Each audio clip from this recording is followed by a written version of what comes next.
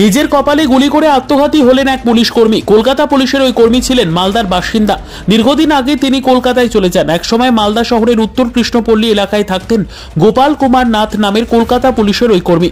তবে কলকাতা পুলিশে চাকরি পাওয়ার পর 2017 সালে বাড়ি বিক্রি করে মালদা থেকে চলে যান সপরিবারে তারা। তার বাবা পরিবহন দপ্তরে চাকরি করতেন। অসুস্থ হয়ে মারা গেছেন অনেক আগেই। মা ও স্ত্রীকে নিয়ে কলকাতাতেই থাকতেন তারা। মালদার পাড়া প্রতিবেশীরা জানান গোপাল ভালো ছেলে ছিল, সবার সঙ্গে ভালো সম্পর্ক ছিল।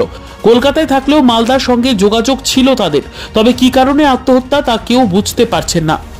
ছিল ও বেসিক্যালি আমরা পাড়ার ছেলে হিসাবে মিশতাম, খেলাধুলা একসাথে ছিল। তারপরে তো কেপিতে জয়েন করার পরে কলকাতায় ওরা শিফট হয়ে যায়। কি শুনেছেন? হ্যাঁ শুনেছি, তো খবরের মাধ্যমে শুনলাম যে ও নিজেই নাকি সুসাইড করেছে। কোনো সমস্যা ছিল? কোনো সমস্যা না না না, কোনো সমস্যা তো আমরা দেখিনি। ছোটবেলা থেকে একসাথে খেলাধুলা করেছি। কত বছর হলো এখান থেকে শিফট করে গেছে? সম্ভবত 7-8 বছর। আপনার নাম? সুবীর মজুমদার। খুব ভালো ছেলে। কথাবার্তা বলতেন আপনারা? আমরা কথাবার্তা বলতাম, আমাদের কাকিমা বলতো। কত বছর ছিল এখানে? এখানে অনেক দিন ছিল, জন্ম থেকে গোপাল ছোট থেকে এখানেই আছিল। এই কৃষ্ণপল্লীতে আগে ভাড়া থাকতো, তারপরে এই জায়গাটা কিনে বাড়ি করলো। তারপর এখান থেকে চলে গেল কবে? এখান থেকে 8 বছর মতন হয়ে গেল যাওয়া।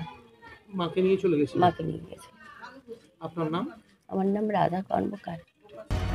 Bureau report, news for Bengal. This channel does not promote or encourage any illegal activities. All contents provided by this channel is meant for educational purpose only.